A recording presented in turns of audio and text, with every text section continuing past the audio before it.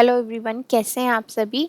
तो ये जो हम क्लास 6 अपना कंटिन्यू कर रहे हैं, क्लास 6 का आपका सोशल साइंस जो चल रहा है, उसका जो आपका ज्योग्राफी वाला पार्ट था वो आपका कंप्लीट हो चुका है। 3 चैप्टर्स हमने ज्योग्राफी के पार्ट के कंप्लीट कर लिए हैं। आज जो हम स्टार्ट करने वाले हैं वो है आपका चैप्टर नंबर 4, जो कि आपका आता है थीम बी में। ठीक है, थीम बी के अंडर में आपका चैप्टर नंबर 4 आता है। थीम ए आपकी कंप्लीट हो चुकी है, जो कि ज्योग्राफी वाला पार्ट था। तो ये जो चैप्टर नंबर 4 है, ये आज से आपकी हिस्ट्री स्टार्ट हो रही है। तो चैप्टर का नाम है आपका timeline and sources of history, कि आप इसमें समझेंगे किस तरीके से आप टाइम को कैलकुलेट कर सकते हैं। BCE जो होता है वो क्या है, कॉमन एरा CE क्या होता है, AD क्या होता है, इन सारी चीज़ों के बारे में आप समझेंगे।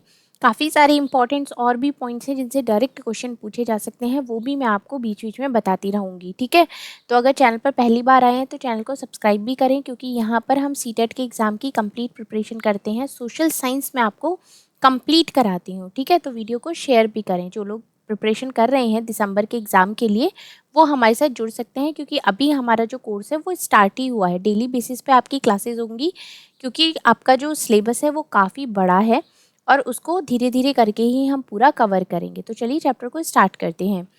History of an unending dialogue between the present and the past, between the society of today and society of yesterday. मतलब एक हिस्ट्री क्या है, ये एक तरीके का ऐसा मतलब कभी ना ख़त्म होने का वाला बीच वाला पार्ट है, प्रेजेंट और पास्ट के बीच में, जो कि सोसाइटी आज है और जो कल सोसाइटी थी उसके बारे में। We can fully understand the present only in the light of the past. मतलब हम एक तरीके से पास्ट के प्रकाश में ही अपने प्रेजेंट को अच्छी तरीके से समझ सकते हैं। ये यहाँ पर एक कोटेशन दी हुई है। अब ये जो आप देख रहे हैं, ये आपका नेशनल म्यूजियम है न्यू दिल्ली में। इसमें क्या है, जितने भी पास्ट के आपके कॉइन्स हो गए, ऑर्नामेंट्स हो गए, वो यहाँ पर अच्छी तरीके से संभाल के रखे हुए हैं, जो आपको हिस्ट्री को समझने में काफ़ी हेल्प करते हैं। अब क्या क्या क्वेश्चन है जो आपके यहाँ पर अराइज होते हैं, उसमें आपका आता है how do we measure historical time. हम अपने हिस्टोरिकल टाइम को कैसे मेज़र कर सकते हैं। How can various sources help us understand history. मतलब क्या क्या सोर्सेज हैं जो कि आपके हिस्ट्री को अंडरस्टैंड करने में, समझने में हेल्प करते हैं। और तीसरा, how did early humans live. तो ये तीनों ही पॉइंट के क्वेश्चंस के आंसर आपको यहाँ पर मिलेंगे। अब जैसे कि अगर हम स्टार्ट करते हैं, how do we learn about the past. हम पास्ट के बारे में कैसे सीख सकते हैं, लर्न कर सकते हैं। अगर हम सोचते हैं कि अगर आपकी जो मेमोरी की अगर हम बारे में बात करते हैं, कि अगर आप 6 साल पहले की बात करो या 10 साल पहले की बात करो, तो वो भी तो आपका एक तरीके से पास्ट ही हो गया ना। तो उस टाइम आप कितने बड़े थे, उस टाइम आप कैसे रिएक्ट करते। जैसे कभी कभी आप क्वेश्चन पूछने लगते हो, मम्मी मैं बचपन में कैसा था, या मैं बचपन में कैसी थी, तो उसके बारे में कुछ बताओ। वो क्या है, वो भी पास्ट ही है। ठीक है, how do you think understanding the past will help us understand the present world. मतलब आप कैसे समझते हो कि जो आपका प्रेजेंट वर्ल्ड है उसको समझने के लिए आपको पास्ट को समझना ज़रूरी होता है। ठीक है, you will discover in science that the earth has a very very long history. मतलब आपने देखा होगा साइंस में कि जो अर्थ की हिस्ट्री है वो कितनी पुरानी है। Of which he humans occupy only a tiny part. और इसमें भी हम ह्यूमंस ने बहुत ही टाइनी, मतलब बहुत ही छोटा सा पार्ट ऑक्यूपाई किया हुआ है। यहाँ पर आप देख सकते हैं, ये 3 कलर में है। ये अर्थ की हिस्ट्री यहाँ पर बताई हुई है। ये है बिलियंस ईयर्स एगो, मतलब यहाँ से यहाँ वाला जो पार्ट है आपका ये। ठीक है, अब यहाँ से लेके डार्क ब्लू वाला पोर्शन जो आता है वो आपका आता है मिलियंस ईयर एगो। और ये जो ईयर्स वाला पार्ट है ये है आपका ग्रीन वाला पोर्शन। ये आप देख सकते हैं कि मतलब किस तरीके से अर्थ हुई, फिर फर्स्ट सेल आया, फिर ऑक्सीजन का हुआ, फिर ये सारी चीज़ें, फिर डायनासोर हुए। आप सोचते हैं ना भाई, डायनासोर तो 300 BC पे थे, तब फिर वो लुप्त हो गए। तो वो कैसे आपको पता चलेगा, वो अभी आप यहाँ पर समझेंगे। जैसे कि यहाँ से क्वेश्चन बहुत इंपॉर्टेंटली पूछा जा सकता है, वो क्या है आपका, many people study the history of the earth. मतलब बहुत सारे लोग ऐसे होते हैं जो अर्थ की हिस्ट्री की स्टडी करते हैं। Some of them are train to uncover the secrets left beneath the earth surface. मतलब कुछ ऐसे होते हैं जो अर्थ के सरफेस के नीचे छुपे हुए सीक्रेट्स को एकदम उजागर करने में के लिए ट्रेन किए जाते हैं, जो कि जो कि हेल्प करते हैं। मतलब जो अर्थ वाला पार्ट होता है उसकी जो हिस्ट्री है उसको लर्न करने में भी हेल्प करते हैं, और जो हमारा पास्ट है उसमें भी वो काफ़ी हेल्पफुल रहता है।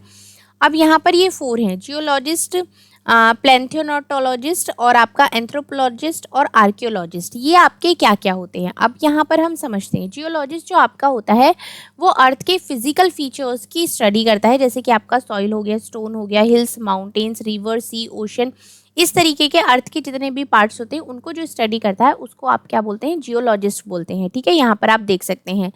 दूसरे जो इसमें आ जाते हैं प्लेंटोनोलॉजिस्ट, ये आपके होते हैं जो रिमेन्स पार्ट बच जाते हैं प्लांट्स के, एनिमल्स के या ह्यूमंस के, जो रिमेन्स पार्ट बच जाते हैं मिलियंस ऑफ ईयर्स पहले, उनको स्टडी जो करते हैं उनको प्लेंटियोनोलॉजिस्ट आपका कहा जाता है। ठीक है, अब इसमें थर्ड नंबर पे आपके आ जाते हैं एंथ्रोपोलॉजिस्ट। अब एंथ्रोपोलॉजिस्ट क्या होते हैं, ये है आपका study human societies and cultures from the oldest time to the present, मतलब जो आज की डेट का जो सबसे पुराना टाइम था उस टाइम पे क्या सोसाइटीज थी, क्या आपका कल्चर था, उसको जो स्टडी करते हैं उसको एंथ्रोपोलॉजिस्ट कहा जाता है। और जो आपका आर्कियोलॉजिस्ट होते हैं, आर्कियोलॉजिस्ट किस चीज़ की स्टडी करते हैं, study the past by digging up remaining that people, plant, animals left behind, मतलब जो गड्ढा खोद के निकाले गए जो कुछ आपके अवशेष हो गए, कंकाल हो गए, लोगों के प्लांट्स हो गए जो छूट गए हैं, जैसे कि कुछ औजार हो गए, पॉट्स हो गए, आपका टॉयज हो गए, बोन्स हो गई, एनिमल्स के टीथ हो गए, ह्यूमंस हो गए, या जली हुई कहीं पर उनको एक तरीके से फसल मिल गई, हाउस के पार्ट्स हो गई, ईंटें हो गई, इनकी इनकी जो स्टडी करते हैं उसको क्या बोलते हैं, उसको आर्कियोलॉजिस्ट बोला जाता है। ठीक है, अब अगर हम आगे देखते हैं तो how is time measured in history, history में टाइम को आप किस तरीके से मेजर करेंगे।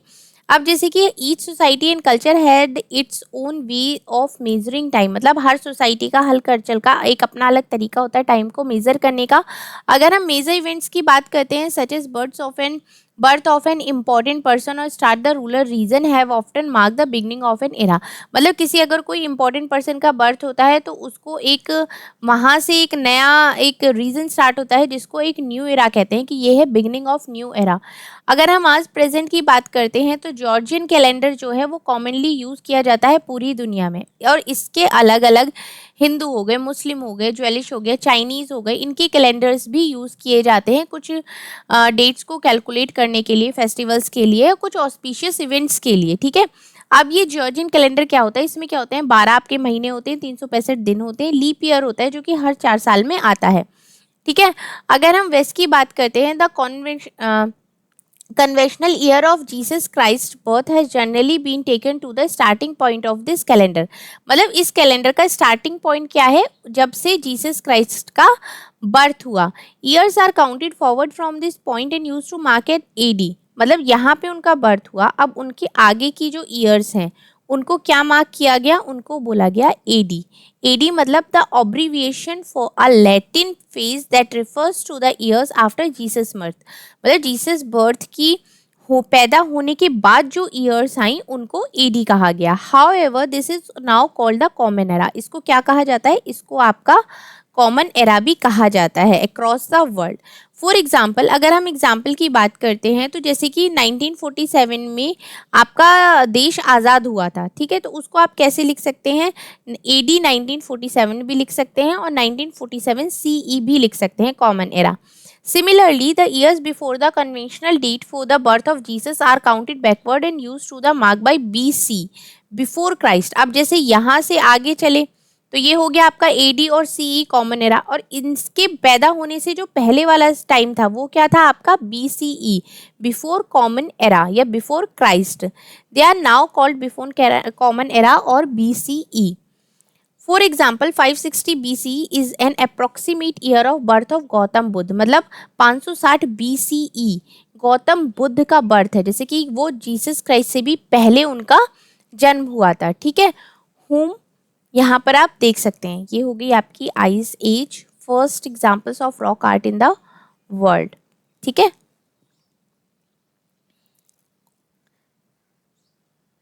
Let's explore. अब आप एक्सप्लोर क्या करेंगे, ये आपको बताया गया है कि किस तरीके से आप टाइम को कैलकुलेट कर सकते हैं। जैसे कि आप यहाँ पर इस इमेज में एक बार देख लेते हैं, ये इमेज है आपकी timelines and sources of history की। यहाँ पर जीसस का बर्थ हुआ है, इससे पहले अशोका आए थे और उससे भी पहले आपके गौतम बुद्ध आए थे। और ये जो है ये सारा कुछ जो हुआ है वो जीसस के बर्थ से पहले हुआ है। और इनकी अगर हम बात करते हैं, ये वाला पोर्शन हो गया आपका BCE, बिफोर कॉमन एरा, या बिफोर आपका हो गया ये जीसस के बर्थ से पहले। अब इसके बाद वाला जो हो गया ये हो गया आ गया आपका CE, कॉमन एरा। 2000 CE यहाँ पर है और 2024 चल रहा है, तो वी आर हेयर नाउ अडे, ये यहाँ पर आप देख सकते हैं। ठीक है, समझ में आ गया। अब इसमें क्या है कि आप इसको किस तरीके से कैलकुलेट करेंगे, जैसे कि ये आपका जॉर्जियन कैलेंडर हो गया, इसमें कोई 0 ईयर नहीं होता है, ये 1 से ही आपका स्टार्ट होता है, 1 CE से ही स्टार्ट होता है। तो ये क्या हो गया 2 BCE या 2 CE, you will see that because of the absence of 0 year only 3 years have passed between those two dates। मतलब इन दोनों डेट्स के बीच में अगर हम 2 BCE की बात करते हैं और 2 CE की बात करते हैं तो कितने ईयर्स पास हुए हैं, अब तक सिर्फ 3 साल पास हुए हैं। So to calculate the number of years between BCE dates and CE date, you should add them but subtract 1। आपको क्या करना है, अगर कोई डेट आपको निकालनी है तो BCE की जो डेट है और CE की जो डेट है, इन दोनों को आप प्लस करेंगे और उसमें से 1 माइनस कर देंगे, तो जो आपकी नंबर आएगी वो आपकी एग्जैक्ट आपका डेट हो जाएगा। अब जैसे कि यहाँ पर आप देख सकते हैं कि 560 BCE है गौतम बुद्ध का और 2024 अभी चल रही है, तो इन दोनों को ऐड करके 1 सब्सट्रैक्ट कर दिया तो 2583 ईयर्स पहले गौतम बुद्ध का जन्म हुआ था। आप समझ गए किस तरीके से आपको कैलकुलेट करना है। अब अगर हम आगे देखते हैं, इसमें टाइमलाइन की बात करते हैं। A timeline is a convenient tool to mark such event. मतलब जो टाइमलाइन होती है वो इस तरीके की चीज़ों को मार्क करने के लिए सबसे अच्छा टूल होता है, as it shows a sequence of dates. ये क्या करता है, डेट्स को सीक्वेंस में शो करता है। इससे आपको पता चल जाता है कि भाई कौन सा पीरियड आपका कब निकला था। It runs from the beginning of humanity to the present. मतलब आज की डेट में जो ह्यूमन है उनकी जो बिगनिंग है वो भी आपको पता चल जाती है कुछ इंपॉर्टेंट लैंडमार्क्स के द्वारा। Note that the dotted portion mark a skip period, otherwise timeline would have to be almost 3 metres long. जैसे कि आप इसमें देख सकते हैं, ये हो गया आपका 2000 CE, 2024 चल रही है, तो आप अपने आप को यहाँ पर मान सकते हैं। ये आपका ये है, जीसस का बर्थ हुआ था यहाँ पर। इनसे भी पहले जो आए थे वो आए थे गौतम बुद्ध, और ये आपका यहाँ पर फ्यूचर है और इधर हो गया आपका past. A timeline also help in understanding the order in which historical events take place. मतलब ये जो टाइमलाइन है ये हेल्प भी करती है समझने में कि किस किस टाइम पर क्या क्या हिस्टोरिकल इवेंट्स हुए हैं। जैसे कि for example, even without looking at date, अगर आप डेट्स को नहीं देखते हैं, you can now see that the birth of Buddha occurs before the Jesus. मतलब अगर आप इस तरीके से डेट्स को नहीं देखते तो आपको पता ही नहीं चलता कि गौतम बुद्ध जीसस से भी पहले के हुए हैं। अगर हम इनकी बात करते हैं along with a year and a decade, decade क्या होता है, जो 10 ईयर्स का पूरा एक टाइम होता है उसको आप डिकेड बोलते हैं, 10 साल का। We often use other terms to understand longer duration of time, 2 of these are quite commonly use. मतलब जब भी आप पास की स्टडी करते हैं तो 2 ऐसे कॉमन पॉइंट्स होते हैं, उन्हीं के बारे में हम समझेंगे। सबसे पहला इसमें होता है आपका सेंचुरी। सेंचुरी क्या होता है, a period of 100 years, 100 year का जो एक साल हो जाता है उसको हम क्या बोलते हैं, सेंचुरी बोलते हैं। In history specific centuries are counted every 100 years. मतलब 100 साल पूरे होने के बाद में एक सेंचुरी काउंट करी जाती है, starting from the year 1 CE, मतलब 1 कॉमन एरा का। For instant we are currently in 21st century. अभी हम कौन सी सेंचुरी में है, अभी हम 21st सेंचुरी में है, जो कि आपकी ये 2001 से शुरू होती है 2100 तक। अब आपका आ जाता है the century BCE are calculated beginning from the year 1 BCE to keep going back in the time. For example, the 3rd century BCE would include the year 300 BCE to 201 BC। ठीक है, इतना आपको समझ में आ गया। अब जो दूसरा इसमें पॉइंट आता है, एक तो सेंचुरी हो गया, दूसरा इसमें होता है मिलेनियम। ये क्या होता है, ये पीरियड होता है 100 ईयर्स का। सेंचुरी कितने का पीरियड होता है, सेंचुरी होता है 100 ईयर का। जैसे कि भाई कहते हैं ना कि अब रोहित शर्मा ने सेंचुरी बना दी या विराट कोहली ने सेंचुरी बना दी। सेंचुरी क्या है, 100 रन बना दिए तभी तो सेंचुरी हो गई, इसलिए 100 साल हो गए तो 1 सेंचुरी हो गई ना। तो अब मिलेनियम की अगर हम बात करते हैं, it is any period of 1000 years in history. Specific centuries are counted every 1000 years from the year 1 CE। मतलब अगर हम 1 CE से क्या काउंट करते हैं तो हर 1000 साल बाद एक मिलेनियम काउंट किया जाता है। We currently in the 3rd millennium. अभी हम कौन सी में है, हम 3rd में बैठे हैं, जो कि स्टार्ट हुई है आपकी 2001 से और कब खत्म होगी, 3000 पे जाके खत्म होगी। As with the centuries, millenniums BCE are also calculated beginning from 1 BCE and go backward. मतलब ये भी एक तरीके से आप काउंट करते हैं 1 BCE से. So once first millennium BCE would include the year 1 BCE to 1000 BCE.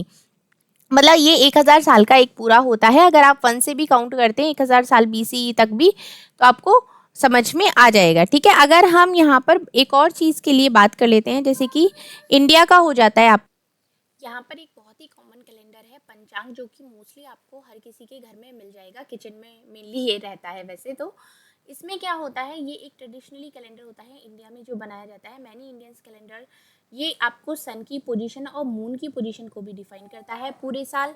ये इसमें बुक ऑफ टेबल्स भी होते हैं, जिसमें लिस्ट होती है कि जो हर साल के आपके मंथ होते हैं, दिन होते हैं, कब आपकी पूर्णिमा है, कब आपकी अमावस्या है, एस्ट्रोनॉमिकल डेटा जितना भी होता है वो सब इसमें होता है. इसमें कब चंद्र ग्रहण होगा, कब सूर्य ग्रहण होगा, ये सारी चीज़ें भी प्रेडिक्ट करी जाती है. सनराइज़ का टाइमिंग भी होता है, सनसेट का टाइमिंग भी होता है. ये पंचांग जो है ये वाइडली यूज़ होते हैं इंडिया में. Often also give weather predictions भी देते हैं. पूरे साल के डेट्स भी, टाइमिंग्स भी होती हैं, और उसी के अकॉर्डिंग आपके फेस्टिवल्स भी होते हैं. ठीक है. तो ये आपका यहाँ पर इस चैप्टर का पार्ट 1 आपका कंप्लीट होता है. पार्ट 2 इसका हम नेक्स्ट क्लास में करेंगे. ठीक है. पार्ट 2 नेक्स्ट क्लास में करेंगे.